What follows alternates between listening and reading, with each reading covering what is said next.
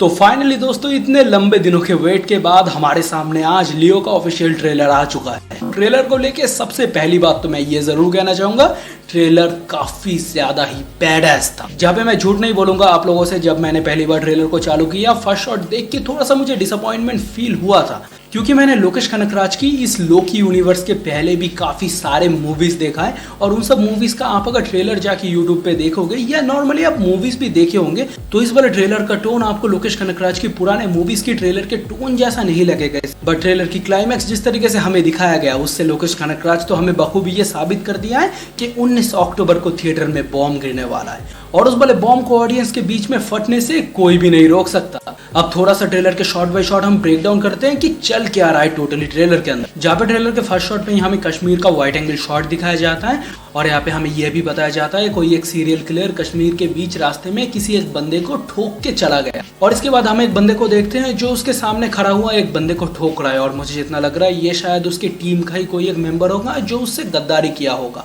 अब यहाँ पे मुझे ये भी लग रहा है ये जो गैंग होगा ये थलपति विजय का कैरेक्टर लियो का ही गैंग होगा, क्योंकि काफी महीनों पहले लियो का एक गाना आया था ना रेड्डी नाम का और उस वाले गाने के अंदर एक शॉट में हमें एक बंदा दिखाया जाता है जो बिरयानी खा रहा होता है और आप थोड़ा सा गौर करोगे तो वो वाला बंदा और ये वाला बंदा दोनों ही सेम है। अब आप अगर ट्रेलर के नैरेटिव के ऊपर फोकस किए होंगे तो आपको पता चल जाएगा कि इस वाले मूवी के अंदर थलपति विजय और किसी का नहीं एक पुलिस ऑफिसर का रोल प्ले कर रहे हैं, जहाँ पे इसके पहले कश्मीर के सड़क पे एक सीरियल किलर गोली चला रहा था जिसमें से कई लोग भी घायल हो गए थे या मर भी गए थे और यहाँ पे जिसको थलपति विजय का कैरेक्टर लियो ने मारा होगा वो आई थिंक संजय दत्त के गैंग का एक बहुत ही ज्यादा अहम मेंबर होगा। और यहाँ पे नैरेटिव पे हम ये भी सुनते हैं लियो ने जिस बंदे को मारा है उसका गैंग चुप नहीं बैठेगा और ठीक हमें ट्रेलर के अंदर वो भी दिखाया जा रहा है कि उसका गैंग हर एक जगह पे उसका पीछा किया जा रहा है और वहाँ पे दूसरी तरफ मीडिया वाले भी लियो के आसपास ही भिड़मिड़ा रहे हैं और ठीक इन सब चीजों की वजह से लियो का फैमिली भी खतरे में आ चुका है। और आगे हम यहाँ पे त्रिशा कृष्णन के मुंह से ये भी सुनते हैं कि हम कितने दिन ऐसे भागते हुए फिरेंगे,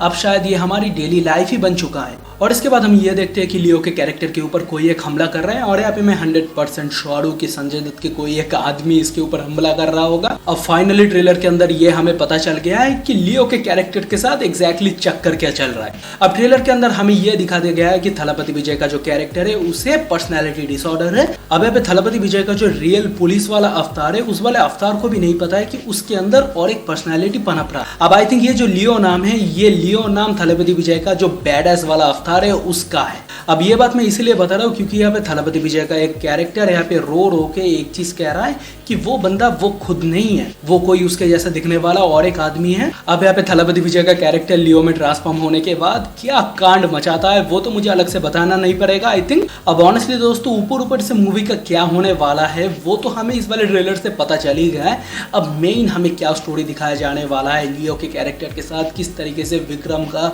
उसके बाद रोलेक्स का और लगे हाथों यहाँ पे कैथी का भी थोड़ा बहुत मैच हमें दिखा दे और सबसे बड़ी बात वो किस तरीके से दिखाएंगे वो सबसे बड़ी बात बन जाता है। जहाँ पे ट्रेलर के अंदर की एक चीज के ऊपर मैंने पर्सनली गौर किया है और ट्रेलर की ये जो ब्यूटी था वो मुझे पर्सनली काफी ज्यादा पसंद आया है। जहाँ पे आप अगर लोकेश कनकराज की पुराने मूवीज की ट्रेलर की तरफ थोड़ा सा गौर करोगे, आप यहाँ पे विक्रम या कैथी की भी ट्रेलर की तरफ गौर करोगे तो आपको देखने के लिए मिल जाएगा कि सडनली ट्रेलर के अंदर कैरेक्टर की टोन, लाइटिंग कंडीशन और पिक्चर टोन को चेंज किया गया। बट इस वाले ट्रेलर के अंदर वैसा नहीं होता। इस वाले ट्रेलर के अंदर बहुत ही धीरे धीरे और एक स्टेप आगे बढ़ते हुए ये सब चीजें किया जाता है। जैसे कि जब हमें फर्स्ट ट्रेलर दिखाया जाता है तब हमें कश्मीर का एक वाइड एंगल शॉट दिखाया जाता है और उसके बाद कश्मीर के अंदर क्या चल रहा होता है, कश्मीर के गलियों के अंदर जो भाग दौड़ भरा माहौल चल रहा होता है उसके पीछे की कहानी क्या है वो भी हमें एज ए नैरेटिव वे बताया जाता है। अब इसके बाद हमें संजय दत्त को दिखाया जाता है और यहाँ पे दिखाने के तुरंत बाद ही हमें ब्रूटलिटी, संजय दत्त का बैडसपन नहीं दिखाता, उसके चलने फिरने के ऊपर, उसके बोलचाल के ऊपर थोड़ा सा वक्त देने के बाद उसके बैडसपन को खुल के हमारे सामने दिखाया जाता है। और पर्सनली ये चीज मुझे काफी ज्यादा पसंद आया कि ट्रेलर बनाने में कोई जल्दबाजी नहीं किया गया। मतलब लिटरली ट्रेलर का प्रोडक्शन, ट्रेलर के अंदर की डिटेलिंग वो आपको डेफिनेटली काफी अच्छी तरीके से फील हो जाता है। जहाँ पे लियो का पोस्टर जब हमारे सामने आया था काफी हद तक स्टोरी वो वाला पोस्टर भी रिवील कर देता है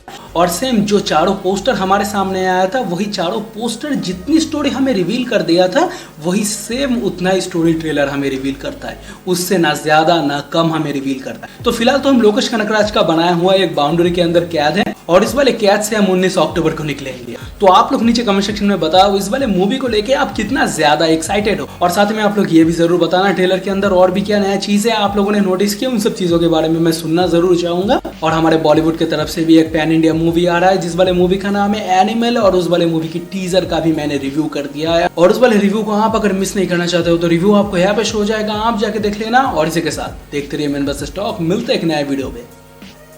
बाय बाय।